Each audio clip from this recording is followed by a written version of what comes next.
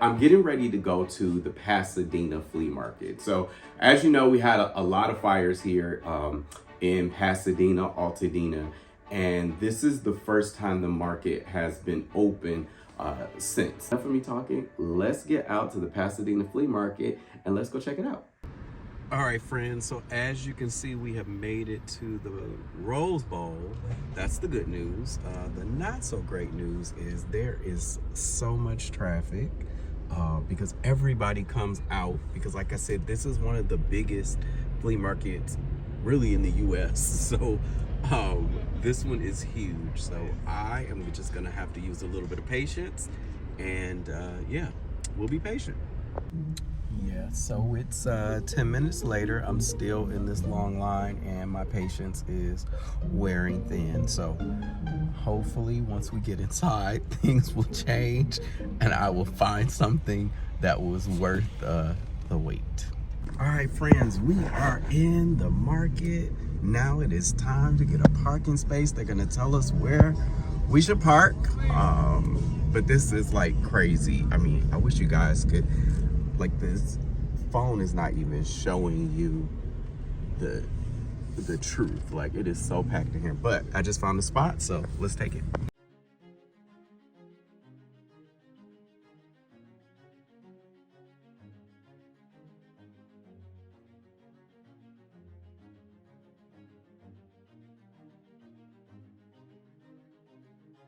So I'm in love with everything that they have here. The issue is this is very curated. So anytime they have a curated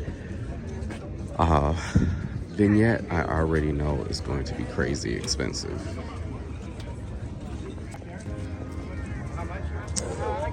Okay, now see, this white cabinet is perfection. How much for this guy? The dresser? Yeah. 600. I overheard him say a price and it already sounds really expensive. Yeah. Taking a look at this artwork here, and I'm really drawn to this piece right here. The frame on it alone is beautiful. So I don't know if you know of anybody that would want this. okay, see, this is where I get in trouble because I really want this mirror right here, but I don't know where in the world I would put it. Plus, I need to see how much it costs. It's really nice. I love the vintage patina on it, how it's just kind of weathered and worn. That's the good stuff. Cool, it's better. Give yourself like that. Yeah, darn. That one there is 125. No. Okay, so now I'm posed with a serious problem. That vintage book press, I really want that, but it will knock out my entire like budget that I had for today, which again, it goes back to, like I said, I like to be a little open because I never know what I'm going to find. However, I really want that piece, but I know if I buy that, then I have to go home. So I got a decision to make. We'll see. So this is one of my favorite shops. I always get kind of lucky when I'm here, and I found a beautiful little vase. Can I take a look at it? It's already been wrapped up, but I mean, look at that. It's gorgeous, and it's got this like kind of beautiful green paint that's been applied. It's beautiful. So we're definitely gonna get that. I kind of like this too. I think we might have to grab two. Okay, new hack. I will not be wearing a blazer out here. One, it just got hot all of a sudden. But then two, I think they're trying to charge me more money because I have on a jacket. So next time we won't be doing that.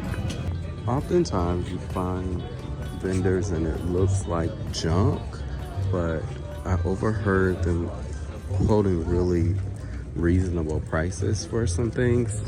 So for instance, this chair right here, I'm really in love with that chair. So we're gonna see what we can do. as well as this table. Again, sometimes you have to go through some trash to find some things, but if you clean this up and stain it, this table could be really nice.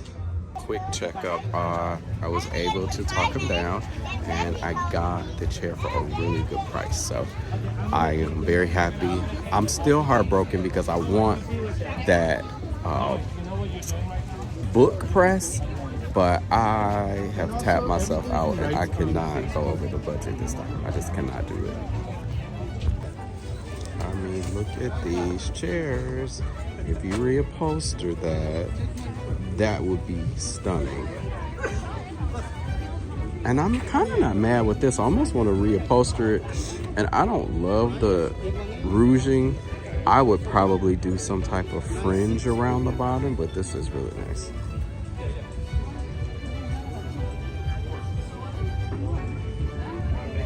Oh, let's go a little further.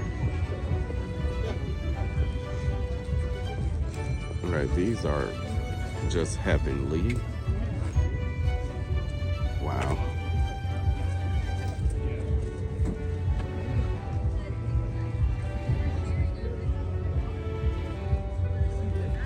I see a lot of good stuff here. Okay, so I'm really in love with these. These are really pretty.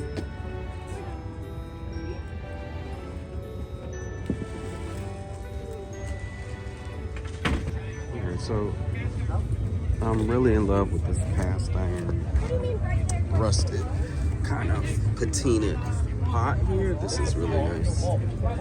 I can see this with like some eucalyptus, like the seeded eucalyptus. This could be really pretty, like on a coffee table.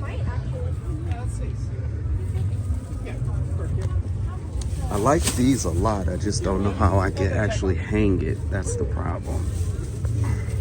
Right, so I'm down to the tail end of my budget. I've got this heavy piece here as well as this bag, and I've got to go pick up that chair. So I think I'm at the point where it's time to tap out.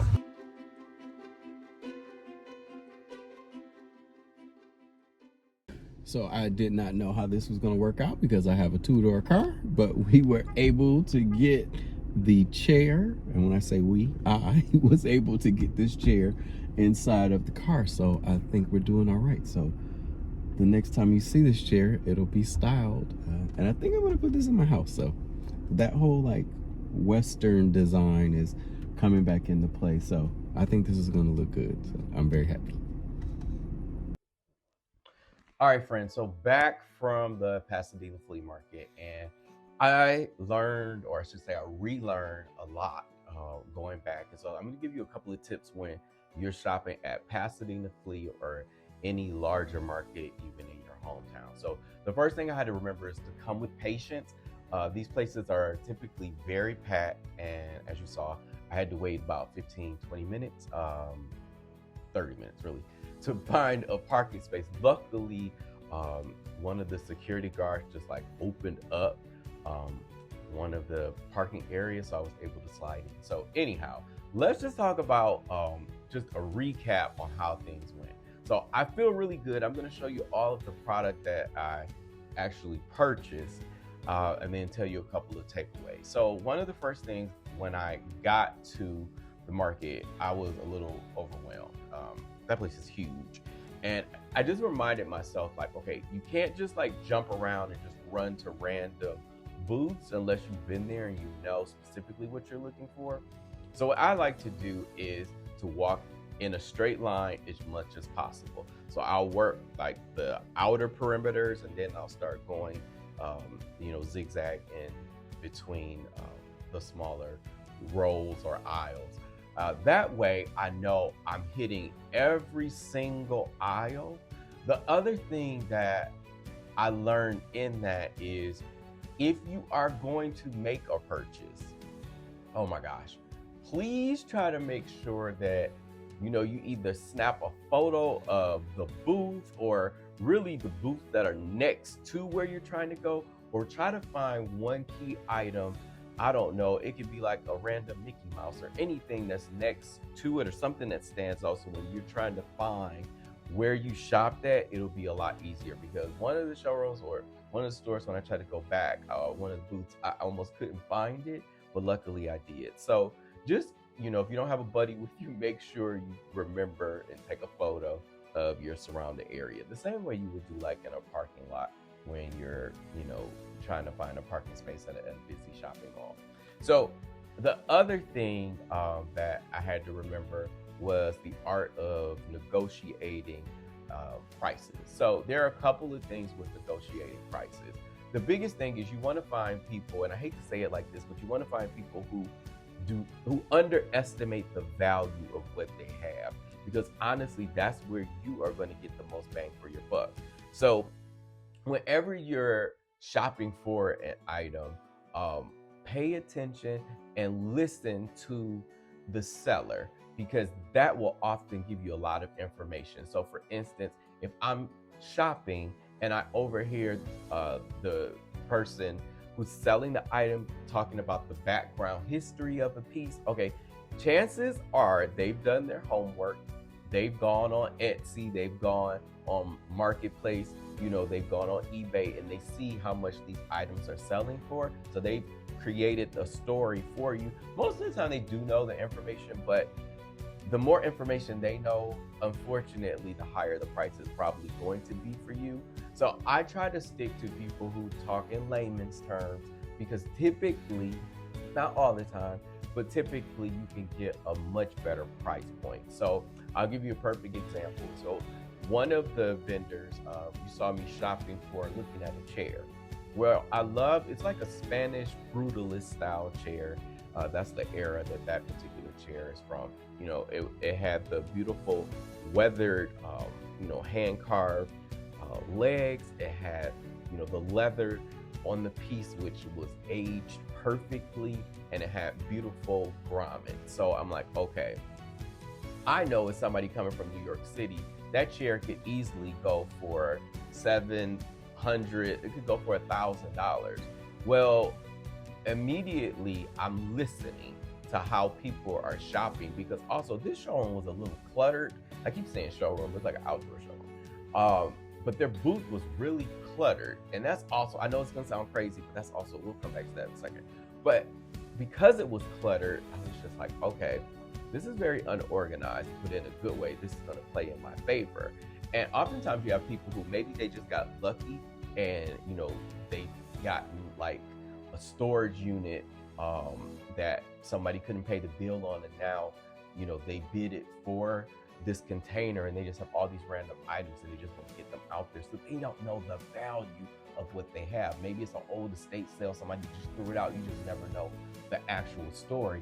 But the bottom line is, this guy who's selling the products, I overhear this woman ask, hey, how much is this canteen? It was like a canteen, and I think it had liquor in it, because everybody was like buzzing around this canteen. And he was like, oh, $5. And I'm like, $5? Like, okay. It was just the way he said it. I'm like, okay, he really does not care. He's just trying to get the stuff out of here. So, of course, I went straight to him. So one of the first things that you saw me pick up was this vintage picture frame.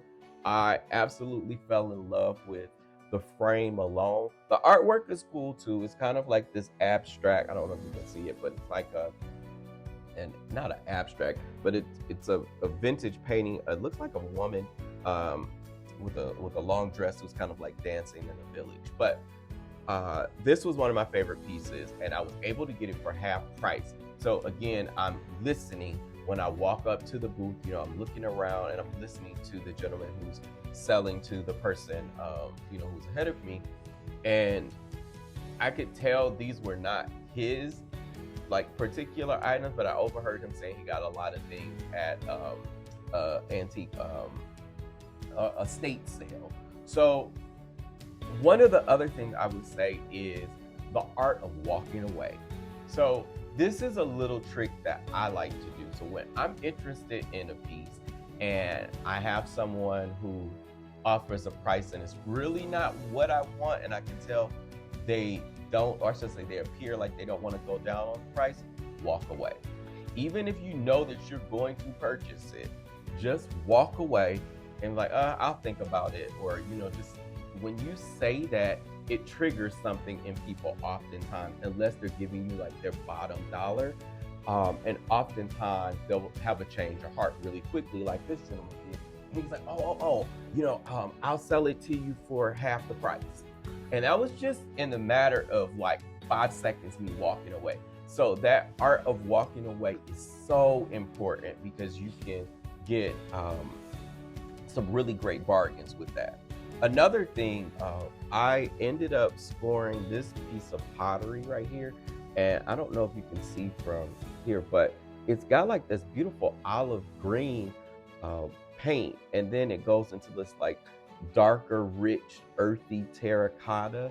And then it's like another layer of like a lighter terracotta. And this piece is really cool. It has a signature on the bottom as well. I'll have to kind of look and see if I can like make the signature out. But one of the things that I loved about this particular vendor is I've shopped with her before, and I don't know if you can see, but there's like a bust behind me. I don't know if the camera can catch it, but I was able to get a bust, and I write down my vendors that I've shopped with before, or at least I'll take a photo of the item once I style it in my home. And I like to go back and I show the vendors because they get excited when they see what you've done in the space, and you feel like you're a repeat customer because you're coming back. Even if it's like a $5 or a $10 item, people in the vintage world oftentimes are excited about the products that they sell, including myself. You find items that you love, you want to share them with the world, so it's a bit more personal, so they get excited when they see those items. But most importantly in that, when you are a repeat buyer, oftentimes they'll give you a little discount, or if you buy multiple items,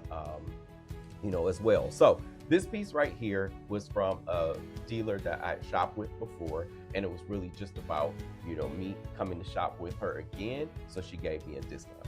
So going back to my other point about multiple items. Okay, so I found these two vases, and I absolutely love these. I don't see any signature. This one has like a small marking, but both of these vases, well, first, I think I fell in love with this one naturally.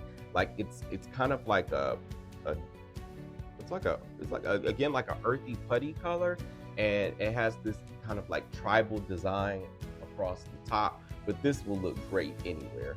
Same thing here. I'm into this kind of like green and brown ombre look because I found another vase which, when you see them together, they don't look exactly alike. Actually, these will look good really like nestled next to each other.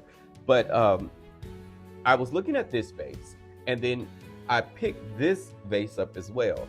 When I did that, instantly, the seller was like, well, if you buy 2, I'll give you a much better price. So another tip is when you're shopping for vintage, try to see if you can buy multiple items with that dealer, because they will typically give you a much better price, if you're buying more than one item. So the last tip that I have is one on patience. There's something about the art of taking your time when you're in a showroom or you're dealing with the dealer, and they can see that you're seriously interested in a product. So this last piece that I got and it's really heavy. Oh my gosh, it's heavy. I gotta put this down. So it's like a cast iron urn, and you kind of see here, and it's got this beautiful aged patina on it. Okay, this thing is heavy. I gotta put this down because if not, I'm gonna drop it. Okay, so I loved several things that this particular dealer had in his area, but I was just trying to like find different ways. And actually I was at the end of my budget, because this is when I walked over that bridge and I was just like, oh my gosh, it's a whole new world. I felt like Ariel over there. Well, when I was looking at the items, because he had so many, I was excited, and I'm taking my time. And anytime you are, taking some time, because you have hundreds of people who are just coming through, looking at an item and pick it up, they put it down. But when you're actively walking through an area and looking at several pieces, they know that you're serious, and they oftentimes are interested and want to help you with the price point, because they, again, they're vested in this. It's not always just about the dollar with vintage people. They want you to, you know, to have that same emotion that they have with the pieces. So I took my time, and the dealer saw that I was really interested in a few pieces, but I was at the end of my budget, and he gave me that urn for a much better price than I anticipated, you know, just because I had been walking through his space, and he's like, I know you'll come back. So the art of taking your time is also great.